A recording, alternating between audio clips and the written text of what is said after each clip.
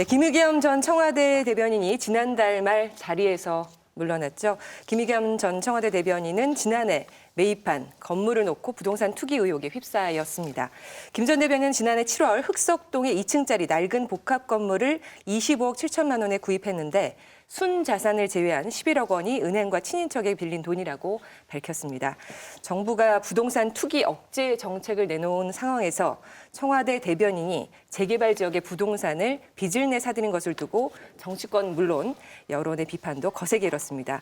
결국 김 전 대변인 해명을 했는데 이 해명도 논란이 일자 하루 만에 전격 사퇴했습니다.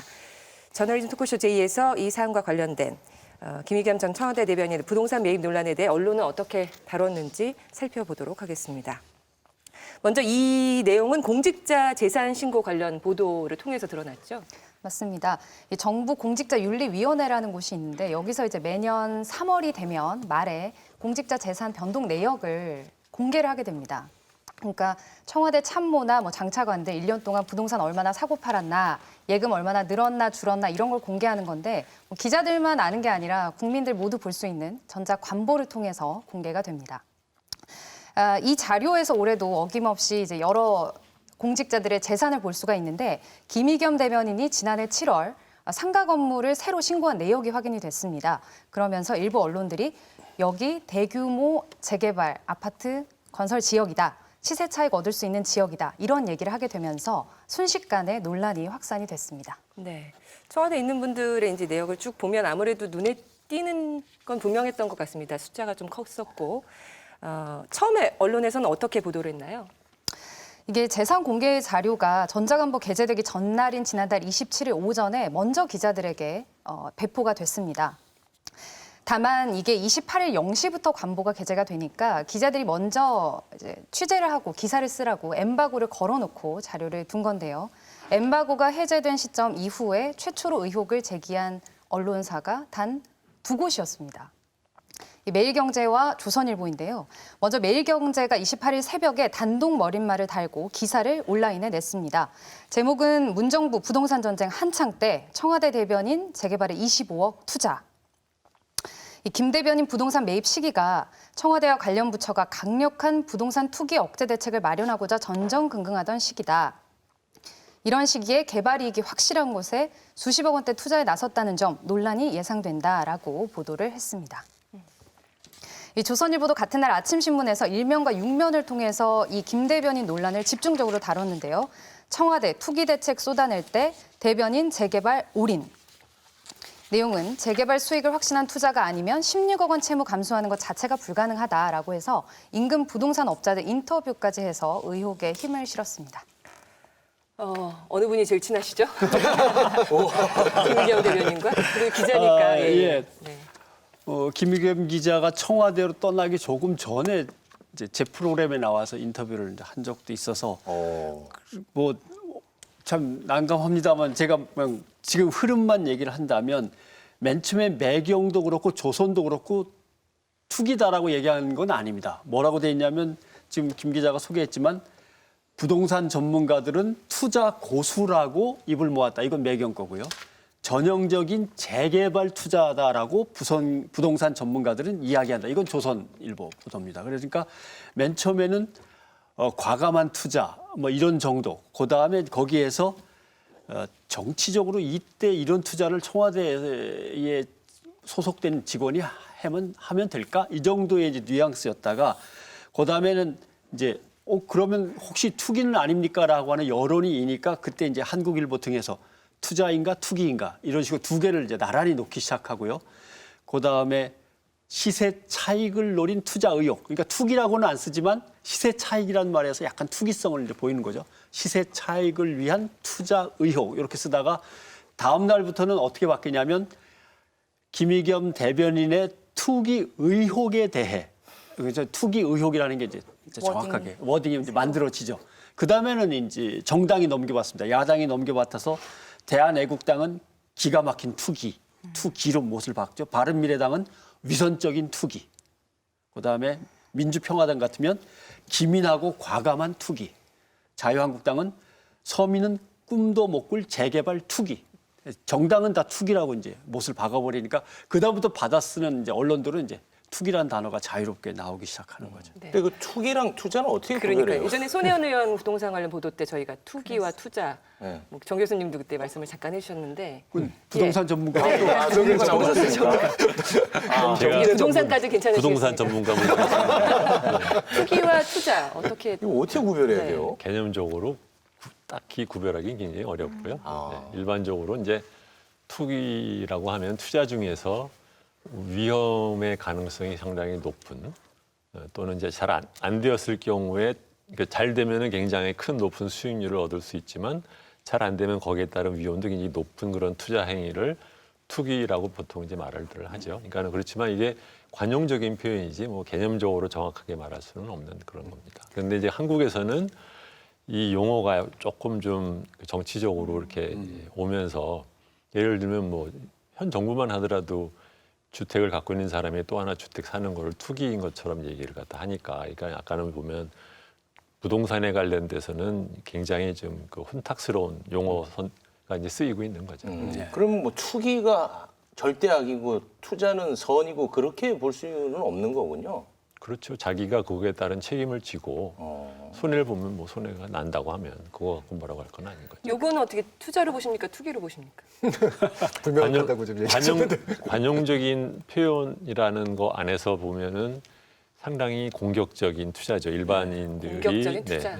왜냐하면 본인이 갖고 있는 재산의 크기나 아니면 본인 자기 가족들이 벌고 있는 수입에 비해서 빌린 돈의 액수가 상당히 크니까 그러니까 그걸로 생각하면 굉장히 공격적인 투자이고 두 번째로는 담보가치 대비해서 빌린 돈으로 치면 그렇게까지 큰 돈은 또 아니고 그래서 약간 좀 중첩적인 성격이 있다 그렇게 생각을 해요. 그 비겁하시네요, 처음으로.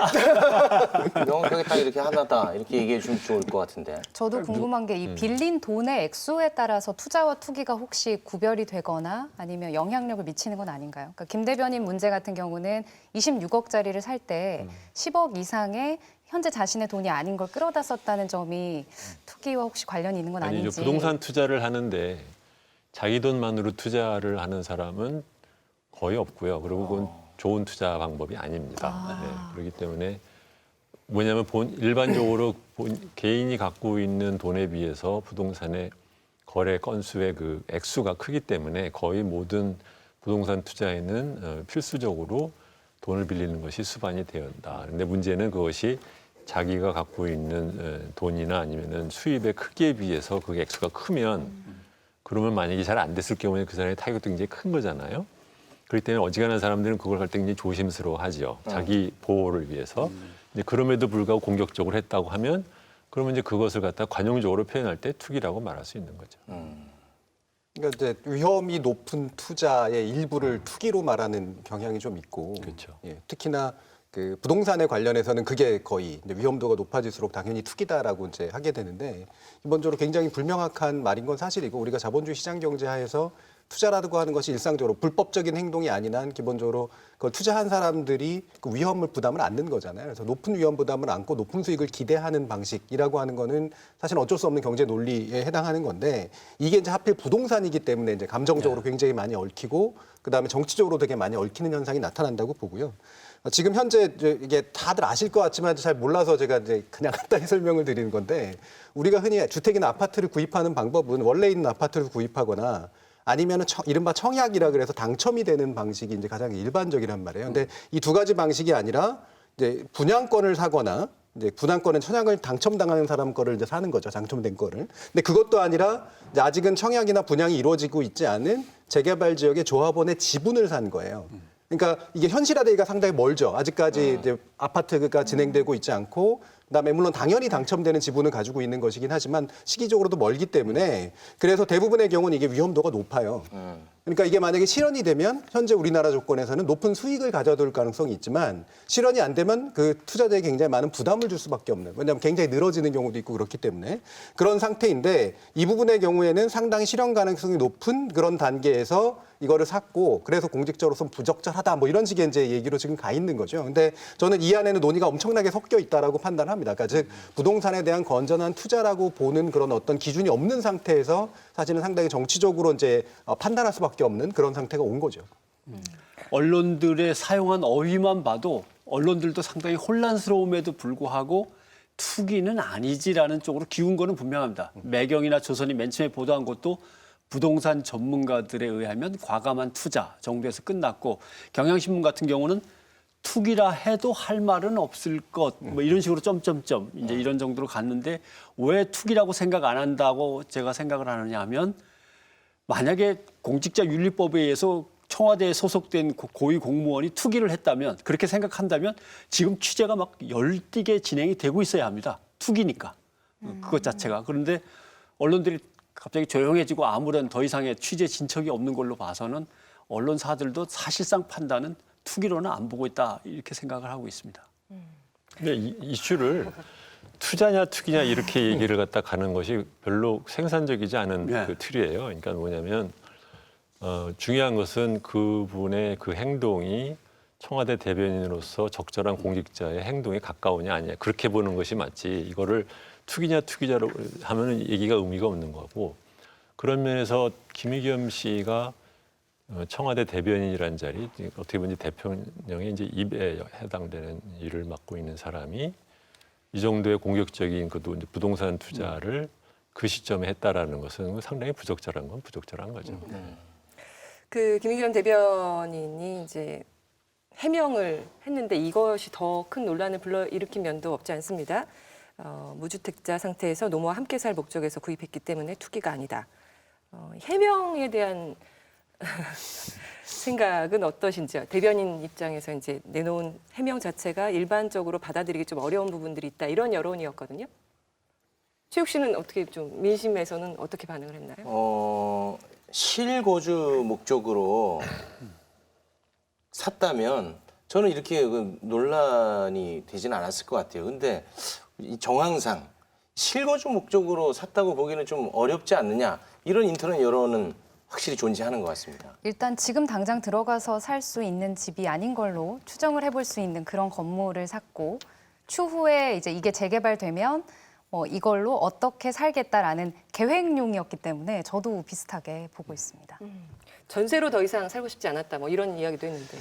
글쎄요. 아무튼 문재인 정부의 부동산 정책에 대해서 신뢰를 떨어뜨리는 결과를 가져왔다면, 청와대 대변인 자리에 있는 사람이라면 정치적으로 일단 미스가 있었다고 보는 거죠. 물론 그 미스에서 자기는 잘 몰랐는데 이미 진행된 다음에 늦게 알아서 어쩔 수도 없었다라고 하는 약간의 정상에 대한 이제 이야기를 꺼내긴 했지만, 되게 정치나 관료 입장에서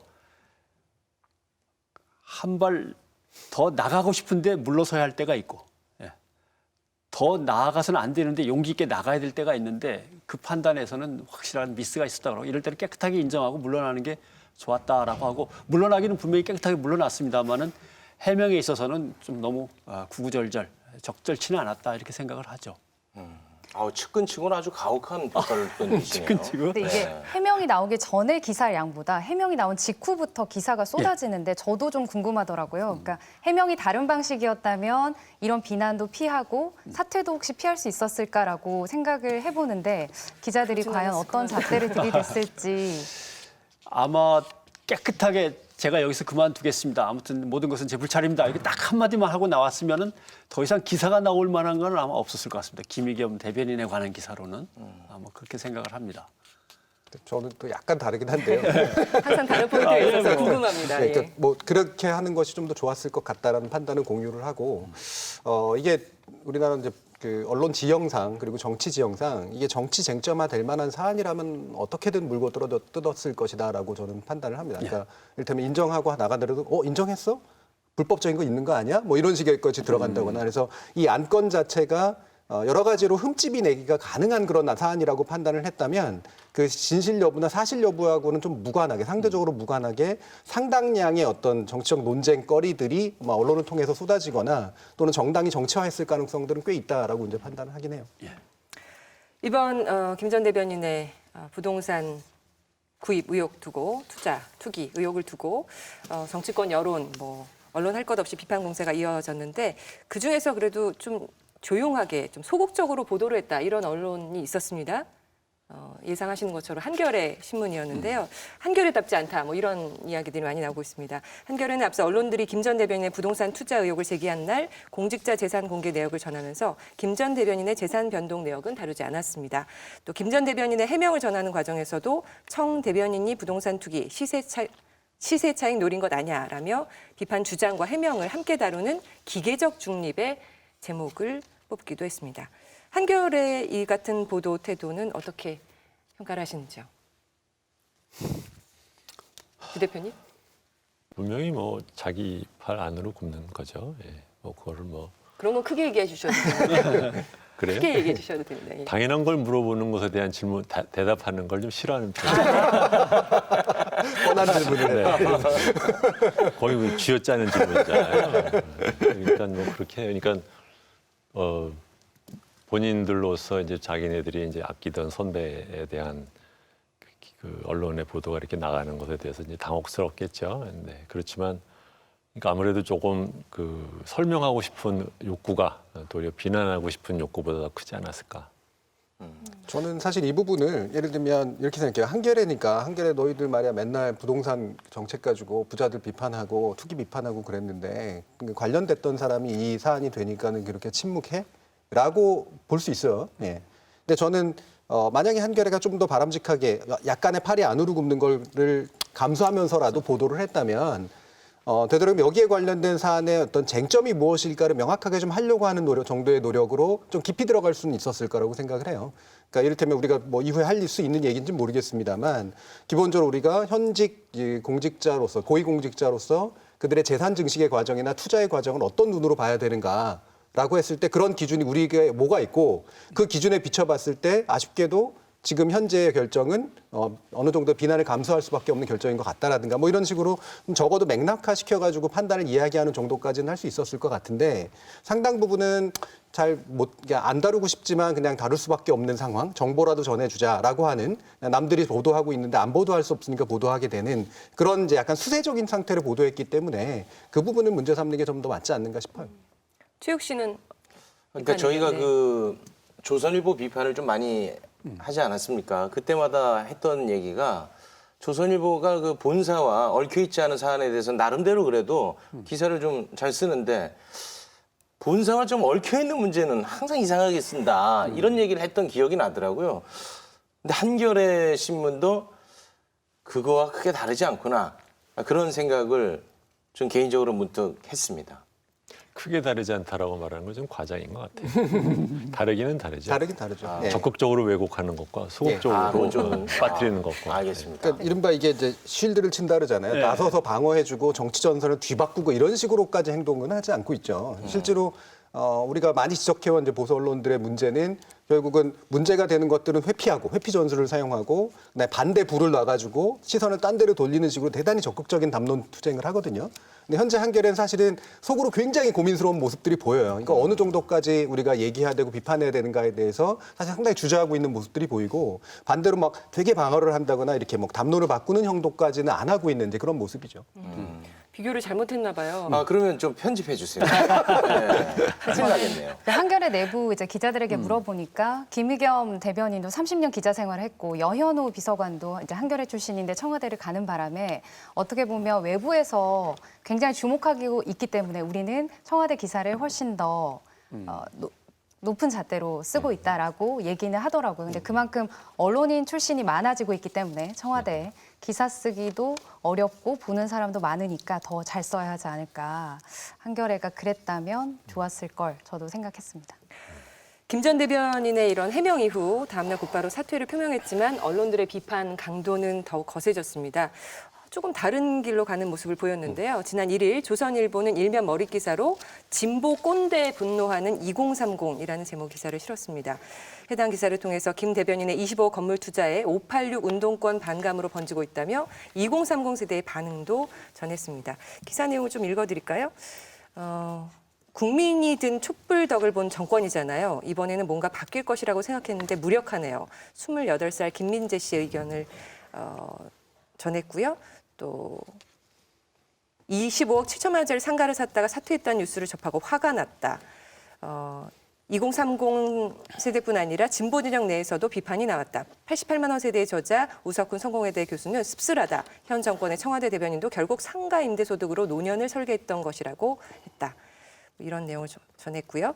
이병철 문학평론가는 김의겸 사태는 한국의 기득권 586 남성이 보여준 윤리적 파탄이라고 했다. 정의당도 최근 답답하고 우려되는 일이라고 했다. 여기까지 덧붙였습니다. 기사 내용은 또 어떻게 보셨나요? 아까 정 교수님이 지적한 그 부분이죠. 이제 만약에 공직자윤리법에 의한 재산 공개가 이루어졌을 경우 언론의 태도는 이 재산 공개 내용 중에 그러면 다른 공직자들 또는 정치인들은 어떤 부정 축제나 또는 재산 증식 과정에서 어떤 불법들이 있을까를 다 달려들어서 한번 그럼 다 밝혀보자 이런 쪽으로 방향이 흘렀어야 되는데 필요한 정치적인 정파적인 쪽으로만 이제 가닥을 잡는 거죠. 그러니까 결국은 이런 겁니다.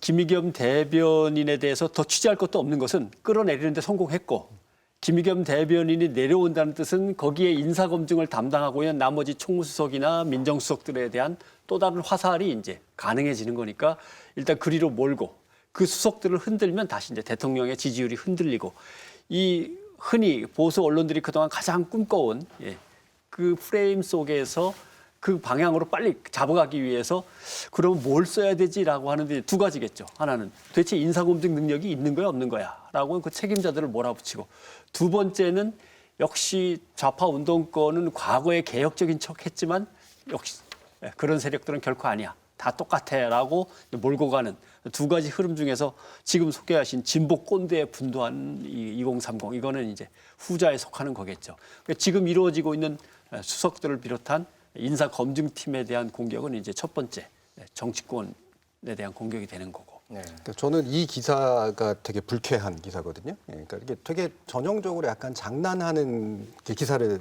쓰고 있다라는 느낌이 들어요. 아, 저도 아주 싫었어요. 그러니까 이게 진보꼰대란 말 요즘 되게 보수 쪽에서 보수 언론 쪽에서 많이 미는 말입니다. 그리고 과거에는 강남 좌파라는 말, 또 오렌지 좌파라는 말 이런 말 많이 밀었고 여기에 2030을 지금 붙이잖아요. 이것도 최근에 많이 나오는 형태거든요. 그러니까 2030의 젊은 층이라고 보여지는 우리가 흔히 진보적이라고 생각할 젊은 층이 보여지는 이반 현상을 대표하듯이 얘기하는 그런 식의 프레임이에요. 이 두 가지를 이제 겹친 거죠. 그래서 2030더러 누구에게 분노하라고 얘기하냐면 지금 현재 집권 세력인 진보권대, 이른바 586 운동권들은 이제에게 분노해라라는 일종의 호명이에요. 그러니까 그렇게 하라는 어떤 이야기지 실제로 저는 2030을 대변할 수 있다라고 감히 생각할 수 있다고 전혀 그렇게 볼 수 없고요. 진보권대라는 어떤 낙인 찍기라고 하는 것도 상당히 의도적이다라는 판단이 들어요. 그러니까 이와 같은 요소들이 일부 현재 존재할 수는 있겠죠. 2030의 일부 중에 보면 이와 같은 예를 들면 페미니즘적인 정책에 대한 반대라든가 이런 것들에 되게 싫어한다거나 이런 그 여론들은 일부 존재하나 이렇게 짧은 어떤 몇 개의 인터뷰 속에 2030 세대의 모든 분노가 진보권대 이른바 여기에 향한다라고 과감하게 얘기하는 것은 사실 이거는 의도적으로 현실을 조작해내고자 하는 그런 것이 들어가 있는 형태의 기사라는 거죠. 평시에 정진희 교수가 이 프로에서 자주 말하는 그 과도한 일반화에 아주 전형적인 케이스인 거죠. 두 개를 다 묶어가지고 하나로. 예. 아니면 뭐 허위 합의 효과라고 하는 거죠. 나가서 길을 막고 물어봐. 다 그렇게 대답하지라고 하는데 그걸 내가 직접 물어보진 않고 치고 이제 하는. 그 오로지 이제 개인적인 의견인데 이번에 그 김의겸 전 대변인에 대한 여론이 좋지 않았던 이유는 그 정부의 부동산 정책에 반하는 행보를 했기 때문에 이 민심이 좋지 않았던 거지 뭐 위법한 행동을 해서 이거에 대해서 이제 그 비판의 시선을 갖고 있었던 건 아닌데 이 기사를 보면은 이 부패 정부라는 단어가 나오고요. 그리고 탈세라는 막 단어가 나와요. 그러니까 이거는 너무 좀 악의적인 기사가 아닌가. 개인적으로도 굉장히 기분 나쁘게 읽었던 기사입니다. 네. 그 김 전 대변인의 모교인 고려대 온라인 커뮤니티도 인용을 했어요. 구파스에는 노모도 팔고 아내도 팔고 자존심도 팔았지만 내 건물만은 아직 못 판다는 이야기. 돈이 주는 혜택은 누리고 싶은데 나는 남들과 다르다는 정신적 허영에 사로잡히면 저런 결과가 나온다는 글이 올라왔다. 그러니까 억지로 연결하기. 억지로 연결하기. 글이 올라왔다. 그러니까 이제 어떻게 보면은 그 주요 언론이라고 하면 사회에서 들끓는 다양한 뭐 얘기 중에서 그 중에서 이제 극단적인 것들은 좀 거르는 역할을 자기가 해야 되는데 우리나라는 도리어 그 극단적인 얘기를 꼬집어 가가지고선 그걸 갖다 확대를 하는 그런 경향들이 있잖아요. 이제 아주 대표적인 케이스라고 보는 거죠. 기사로 보기 좀 어렵죠. 그러니까 이런 게 이제 제가 장난질이라는 좀 약간 센 표현을 쓴 이유가 저는 그 메이저 언론들이든 아니든 간에 이렇게 기사나 저널리스트들이 사실은 정직하지 않은 여러 가지 행동들 중에 하나가 자기가 세상을 주무를 수 있다라고 보는 게 있거든요. 그래서 몇 개 한 글로 사실은 사람들의 여론의 특정한 부분들을 자극할 수 있다라고 생각하는 그런 경향이 있고 실제로 그게 먹히는 때들이 이제 꽤 있다는 거죠. 그러니까 이거는 그러니까 예를 들면 김의겸 대변인에 대한 사실관계를 확인하거나 거기에 대한 어떤 의견 비판을 하는 그런 방식으로서가 아니라 이걸 최대한 의제로 넓혀가지고 불만을 조직화하려고 하는 정치 세력들의 행동하고 별로 다를 바가 없는 그런 식의 거라는 거죠. 이게 저널리스트가 굳이 해야 될 일인가 싶은 거죠. 조선일보 3월 29일자에 39면에 이런 기사를 실었습니다. 청 실세 대변인의 대담한 투기, 위선자 정권의 본 모습이라는 제목의 기사였습니다. 입만 열면 정의를 말하는 정권의 핵심 당국자가 일반인은 엄두도 못 낼 부동산 투자를 하고 태연하게 재산 신고까지 했다. 그 내로남불엔 아연해질 따름이다. 김 대변인은 과거 기자 시절 누구는 아파트값이 몇 배로 뛰며 돈방석에 앉고 가진 자와 힘 있는 자들이 멋대로 휘고 다니는 초원에서 초식동물로 살아가는 서민의 비애를 토로했다. 후한무치 아닌가. 이런 내용의 기사를 내놨고요. 중앙일보는 대담한 국민 기만극, 청와대 대변인 즉각 사퇴하라. 국민은 두 얼굴의 부동산 정책에 분노하고 있다. 융단 폭격식 규제로 부동산 시장의 정상적 거래까지 막아놓고 뒤로는 아파트 한 채, 한두 채 플러스 상가를 되받는 흑석동 상가를 매입한 것은 대담한 국민 기만극이다. 결코 어물쩍 넘어갈 일은 아니다. 이런 내용을 실었습니다. 이 기사에 대해서도 좀 네, 방금 그 중앙일보의 그 마지막 그 문장이 이게 본심에 좀 가깝다고 저는 봐요. 네, 저는 이 얘기를 차라리 제대로 하는 게 낫다고 보는데 기본적으로 부동산, 그러니까 현 정부의 부동산 정책에 대해서 별로 마음에 들어하지 않는 그 태도를 기본적으로 계속해서 가져왔죠. 그리고 저는 그게 나름의 보수적인 관점에서 그럴 만한 근거나 이유가 있다라고 보거든요. 근데 거기에서 나와서 이제 이야기가 전개가 되는 과정에서 결국 이제 한 입으로 두 말한다 이제 이 얘기잖아요. 그러니까 지금 부동산 투자나 이런 것들을 다 투기로 이제 묶어놓고 실제로 제대로 투자가 이루어지지 못하도록 해놓고서는 뒤에서는 너희들 정작 당사자는 그런 걸 한 거 아니야라는 얘기를 이제 하고 있단 말이에요. 저는 이 부분은 사실은 아프게 지적될 수도 있는 부분이라고 생각을 해요. 예. 근데 이게 또 잘 먹히는 프레임이기도 하고 동시에 이걸 통해서 그럼 하고 싶었던 말은 그러면 이 공직자의 이제 문제를 지적하는 걸 넘어서서 그렇기 때문에 부동산 정책 프레임을 바꿔야 돼라고 얘기하는 건지 아니면 니도 이렇게 해놓고 결국 보면 더 나쁜 놈들이네만 얘기하고 싶은 건지 이 부분이 이제 불명확하다는 거죠. 저는 차라리 그러면 부동산 정책이 잘못됐다라고 보고 부동산 정책을 일관되게 이런 방식으로 이끌어 가라라고 얘기를 하는 쪽이면 좀 더 정직한 자기 이야기라는 생각이 드는데 그런 것들을 지금 섞어가지고 지금 이야기하고 있어서 본질 어떤 이야기를 하고 싶은 건가가 사실 명확하지 않다 이런 생각이 제가 이 기사를 직접 못 봐서 여쭤보는 건데 이게 칼럼이에요, 기사예요? 이거는 그 저기 칼럼에 가까운 거로 사퇴하라라고 제목을 잡힌 거 보면 예. 예, 사설이나 칼럼에 속할 것 그렇겠죠. 같은데요. 예. 근데 이제 보면 이걸 보면 이게 소위 말하면 말을 하는 형국으로 치면 거의 침이 튀기는 이미지예요. 예, 그렇잖아요. 이게 보면 보세요.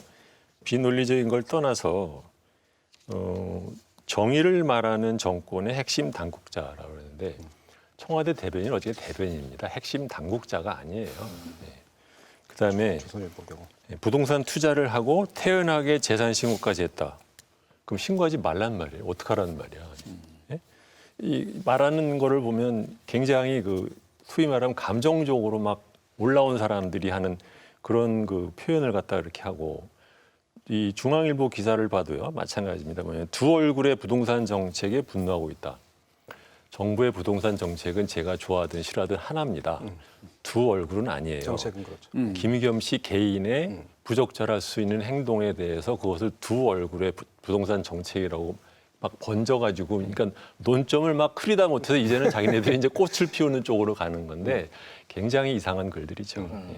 그래서 제가 좀 궁금한 게 생겼는데 이 김의겸 전 대변인의 문제가 이 도덕성의 문제인 건지 아니면 정책과 반하는 행동을 했기 때문에 문제인 건지 그게 좀 헷갈리거든요. 해서 이런 질문을 좀 드리고 싶어요. 만약에 지금 이 정부와 부동산 정책이 좀 달랐던 박근혜 정부 시절에 또 이전 정부. 대변인이 예. 이와 똑같은 일이 있었다면 이게 그 사태까지 이어지는 문제인 건지 그리고 보도에서 이렇게 좀 비판적인 시선들이 많이 나왔을 건지 굉장히 궁금합니다. 무주택자였을까요? 뭐 그것도 궁금해요. 아니 그렇게까지는 하지 마시고요.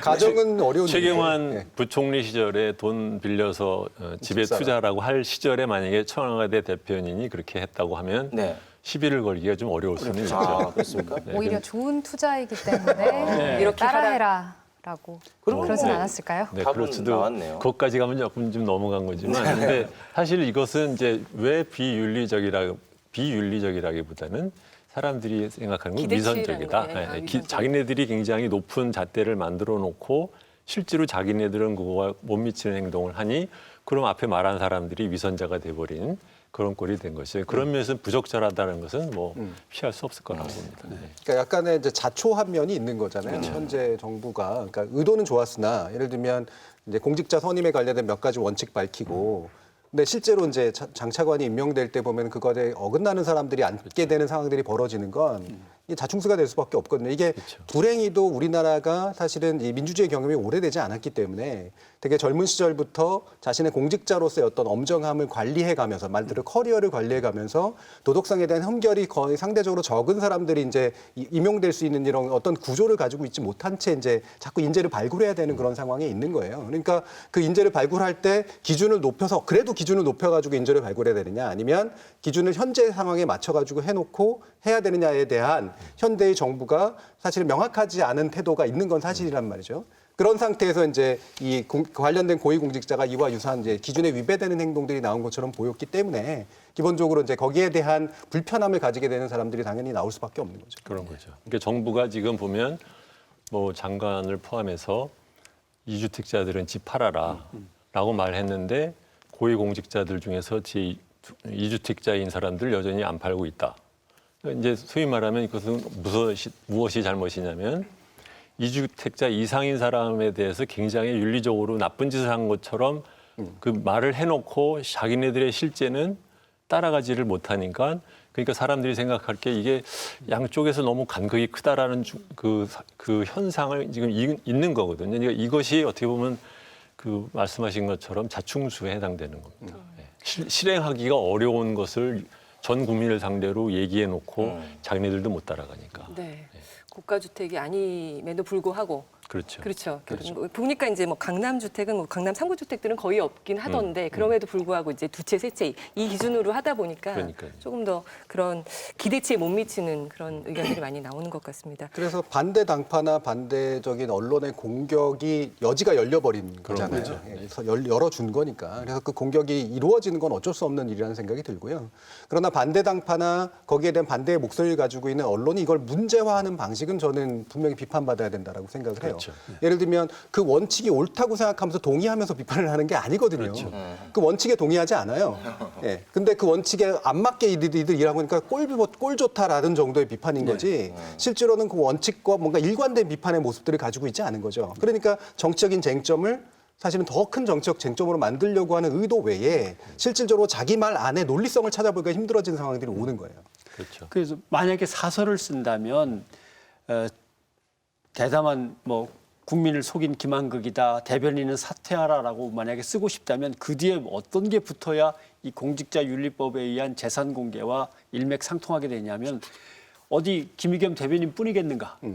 그동안 부를 우리 사회가. 축제한 방식과 그 양에 대해서 전수조사를 하라든가 아니면 고위공직자들을 더 철저히 파헤쳐서 되째 고위공직자가 되면 어떤 방식으로 부를 불법적으로 또는 편법적으로 축적하고 증식해 나가는지를 갖다 명명백백히 밝히고 그걸 부동산 제도에 반영을 하든지 아니면 뭐 공직비리나 공직자 윤리와 관련된 어떤 제도에 반영을 하든지 하라라고까지 촉구가 가야 되는데 딱 끊고 결코 어물쩍 넘어갈 일은 아니야. 요까지만 하거나 아니면은 위선자 정권의 모습. 요까지만 딱 끝나는 거죠, 항상. 예. 그래서 뭔가 사설이 가담한 듯한 느낌이 자꾸 드는 겁니다. 일단 지금의 부동산 정책에 대해서 다 이분들은 싫어하시는 거죠, 기본. 그러니까 이건 아니다라고 보는 거죠. 저도 아니라고 봐요.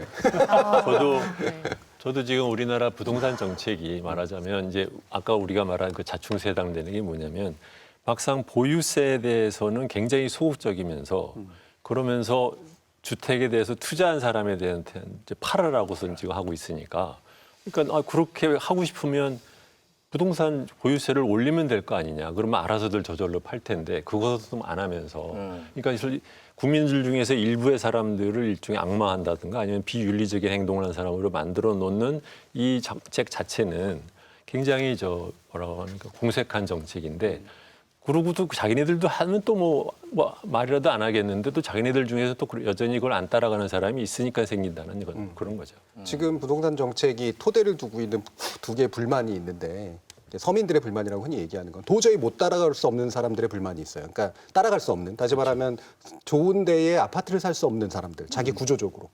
그다음에 또 다른 경우는 뭐냐면 사고는 싶은데 현재 구조상 이게 잘 안 되는 사람들이라는 두 가지 약간 상이한 불만이 같이 존재해요. 특히나 젊은 층들한테. 그렇죠. 아까 2030을 찍은 이유가 사실 그거거든요. 이들의 불만이 동일해 보이지만 사실은 근거가 다른 불만이란 말이죠. 그럼 예를 들면 서민들, 아주 정말 서민들의 입장에서 어떤 식으로든 해서 이른바 주택을 소유하기가 굉장히 어려운 사람들에게는 임대주택 정책이라든가 뭔가 다른 정책을 써서 또는 뭐 보유세 정책이나 이런 것들을 써가지고 그 어떤 돈을 이용해서 뭔가 복리를 발휘한 정책을 취하고 자기가 어떤 식으로든 노력을 해가지고 뭔가 이렇게 주택을 소유하고 싶어하는 또 젊은 층. 아직은 안 되는 젊은 층에게는 그 길이 정당한 길을 걸으면 걸어갈 수 있어라고 보여주는 정책이 이제 필요한 상태라는 거죠. 근데 지금의 이제 부동산 정책이라고 하는 걸 뭉뚱그려 놓은 그런 측면들이 분명히 좀 있어요. 그러니까 여기에 대한 불만을 이제 조직화해내는 게 이제 보수 언론들이 지금 지적해내는 그런 방식인 거죠. 봐라, 그러니까 너희들 지금 다 집도 못 사게 해놓고 쟤네들은 지금 사고 있잖아. 꼴 좋지. 이런 식의 이제 이야기들을 만들어내고 있는 게 그 반대 당파의 논리인데 저는 이것도 이제 현재 부동산 정책을 비판하는 방식으로서는 적합하지 않다 이렇게 보는 거죠. 말 나온 김에 하나만 여쭤보고 싶은데요. 그 보유세 높이고 양도세를 좀 낮춰주는 게 맞는 방향입니까? 저는 그게 맞다고 생각해요. 왜 안 해요, 근데? 우리나라 정부는 이제 부동산을 그 가격 유지 정책을 해요. 올라가는 것도 싫고 올라가면 욕 먹으니까 내려가면 또 있는 사람한테 또 정치적인 반발을 받으니까 자기 재임 기간에 말하자면 가격이 그냥 현상 유지가 되는 걸 원하거든요. 그러다 보니까 지금과 같은 그 제도가 생기는 거죠. 알겠습니다. 근데 흠결을 안 내려고 최욱 씨는 그냥 무소유로 지금 공직자 좀 준비 중. 그거 큰 그림을 그리고 있었군요. 빅피처가 있었군요.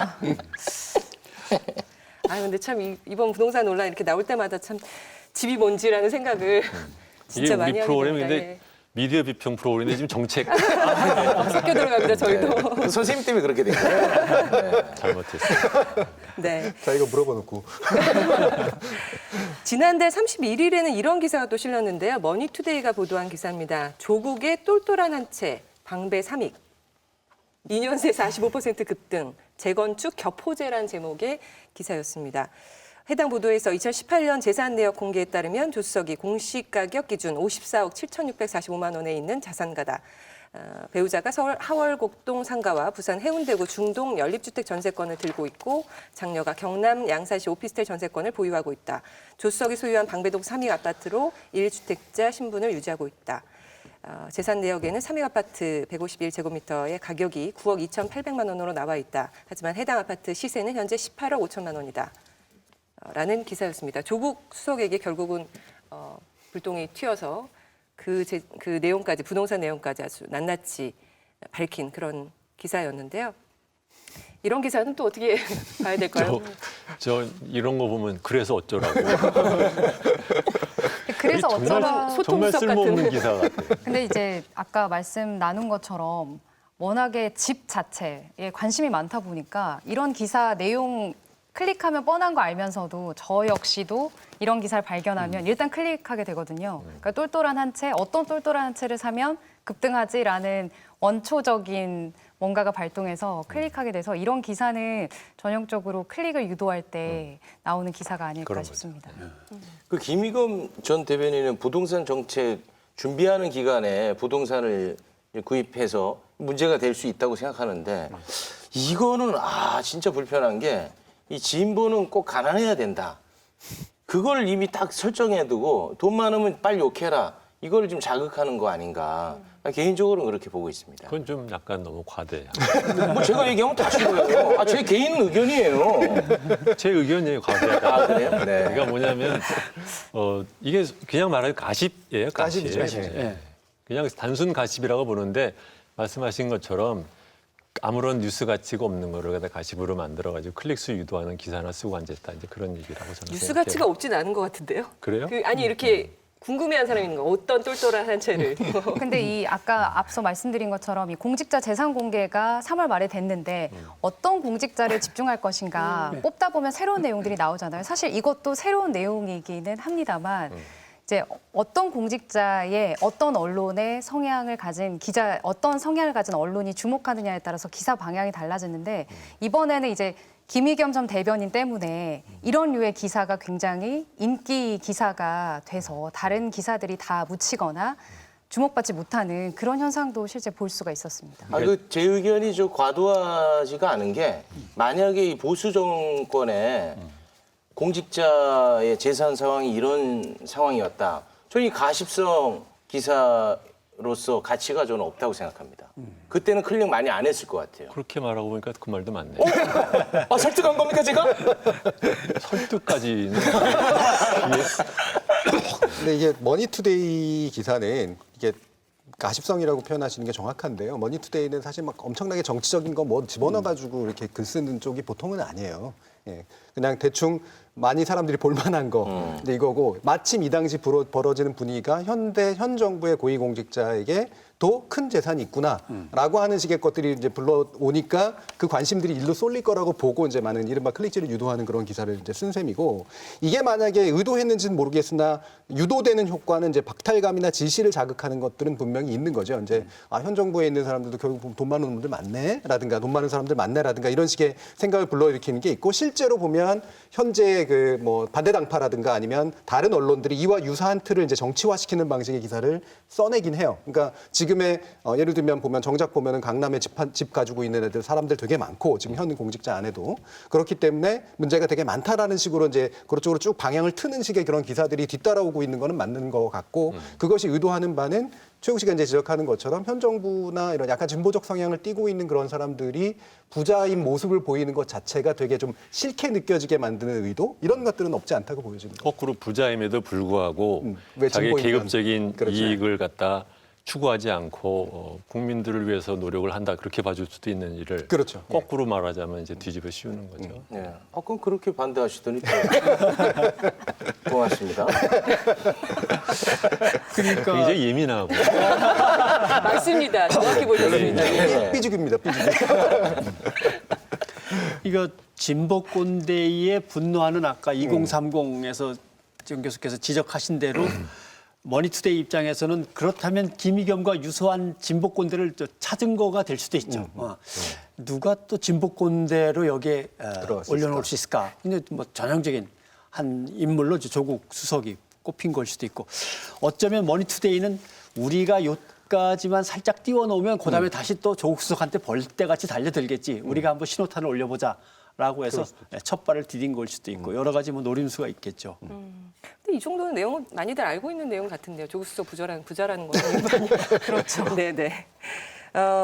공직자 재산 증식 관련, 뭐 재산 신고 현황에 대한 관련 보도 많이 묻혔다고 아까 보셨는데 뭐 이런 것들에 묻혀서 예. 예. 네, 이게 그 매년 공직자 재산 공개 때마다 나오는 보도들 보면 형태들이 좀 비슷하더라고요. 제가 몇 개 찾은 제목만 해도 뭐 주식 상장 대박난 공직자 누구? 뭐 이런 제목. 뭐 재산 100억 이상 7명. 최근에 조선일보 기사에선 재산 100억대 공직자는 해외 부동산 채권 좋아하더라. 이런 기사가 있는데 이 기사를 읽어보니까 읽는 이로 하여금 해외 부동산 투자 방법을 알고 해야만 할 것 같은 그런 방향의 기사도 분명히 있었습니다. 그런데 이제 막상 이번 재산 공개 자료를 제가 국회의원으로만 한정지어서 좀 봤는데 1년 사이 국회의원 절반 이상의 재산이 뭐 1억 원이 늘었고요. 10억 이상 늘어난 국회의원도 6명이나 됐지만 이런 기사는 공직자 재산 공개 첫날에 조금씩 통신사들 중심으로 나오다가 전부 다 묻혀버렸습니다. 그러니까 언론이 주목을 잘못하면 어떤 결과가 나오는지를 좀 보여준 사건이 아닐까 싶습니다. 별 문제가 없었던 건 아니고요. 그 정도는 별 문제가 될 거리가 아니다라고 볼 수도 있는 거잖아요. 글쎄요, 제가 보기에는 예를 들면 모 의원이 어디 아파트, 그다음에 어느 토지 이런 것도 나와 있었고, 그다음에 모 의원의 경우는 이제 막 붐이라서 뜨고 있는 어느 무슨 단지 옆에 땅을 갖다 어느 정도 확보 이런 것들이 있었는데 사실은 여기가 취재 출발점이 돼야 되는 거죠. 공직자 재산 목록을 쭉 보면서 그래서 공직자 재산 공개하는 이유 자체가 부정한 재산 축적의 방지와 바람직한 공정한 직무의 집행 이 두 가지가 목적인데 이 두 가지를 몰고 가려면 다양한 방식의 어떤 불법적인 투자라든가 투기들을 갖다 언론이 이렇게 광범위하게 취재해 들어가서 이 법의 취지를 살려줘야 되는 건데 대개는 챔피언이 누구야?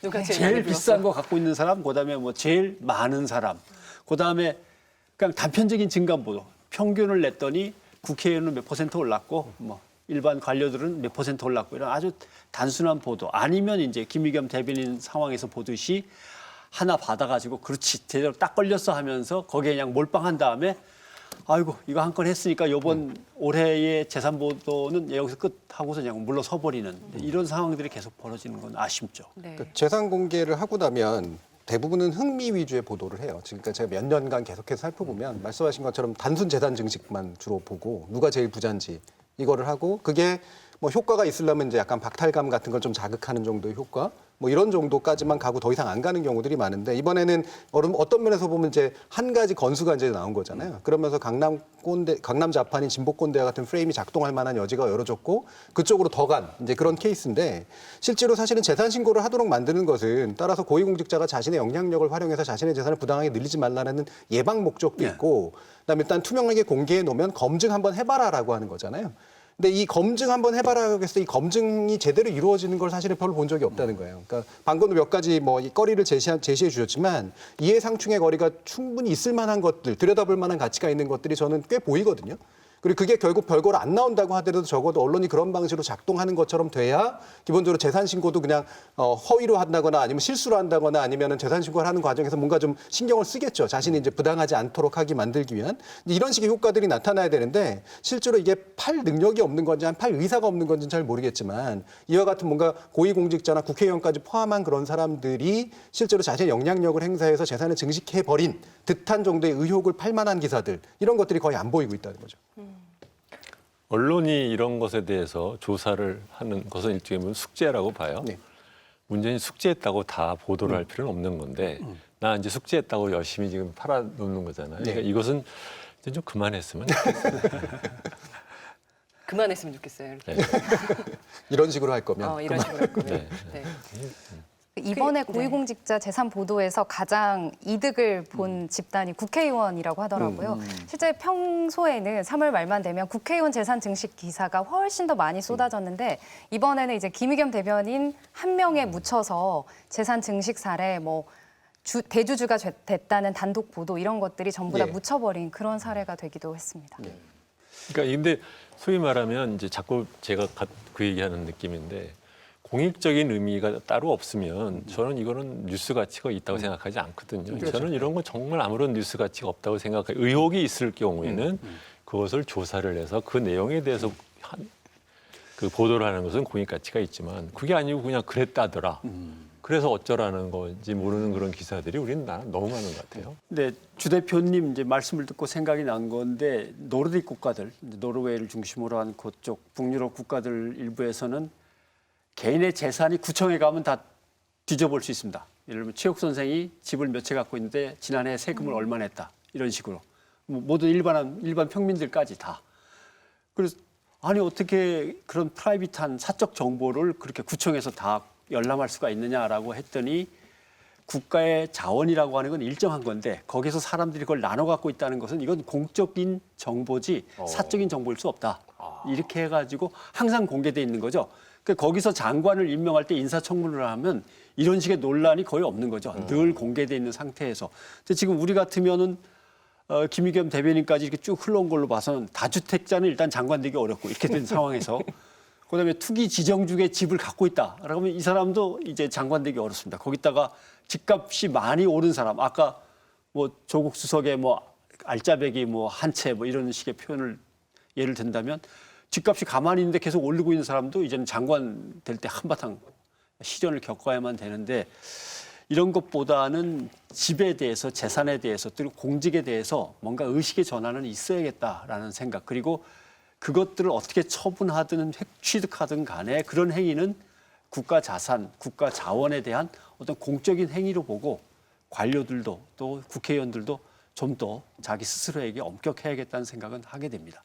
정권이 진보에서 보수로 바뀌면 그거 다 괜찮을 것 같아요. 그건 뭐 정권 따라 달라지는 거 아닙니까? 그러면 또 이제 진보 언론에서 또 뭐라고 하겠죠. 그때 진보 언론이 담당을 해야죠. 예. 네. 그러니까 이게 우리나라가요. 그러니까 뭐 여러 면에서도 그렇지만 굉장히 그 이중적이고 위선적인 게 워낙 널리 퍼진 것 중에 하나가 이제 이런 건데 재산 소득에 대해서 분명히 기울어진 운동장인 체제를 만들어 놓고 그것을 고치는 데 노력을 하는 것보다는 그걸 갖고 상대방을 갖다 쓰러뜨리는 데 써먹는다는 거죠. 예. 그러니까 보면 이 앞뒤가 안 맞는 짓들을 양쪽이 다 같이 하고 있는 거예요. 이게 이제 규칙이 정해지면 그 규칙을 준수하면서 하는 게임은 공정한 게 되는 거거든요. 근데 이게 그 과정에서 갑자기 규칙에 대한 문제 제기가 또 이제 나오고 그렇게 되다 보니까 규칙을 준수했는가가 사라져 버리는 그런 상태들이 되게 많이 이제 되는 그렇죠. 거죠. 지금 부동산 관련 문제는 전형적으로 그런 쪽에 속한다고 봐요.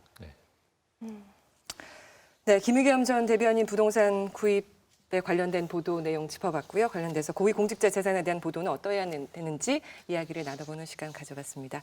김비치라 기자 고생하셨습니다. 네, 또 뵙겠습니다.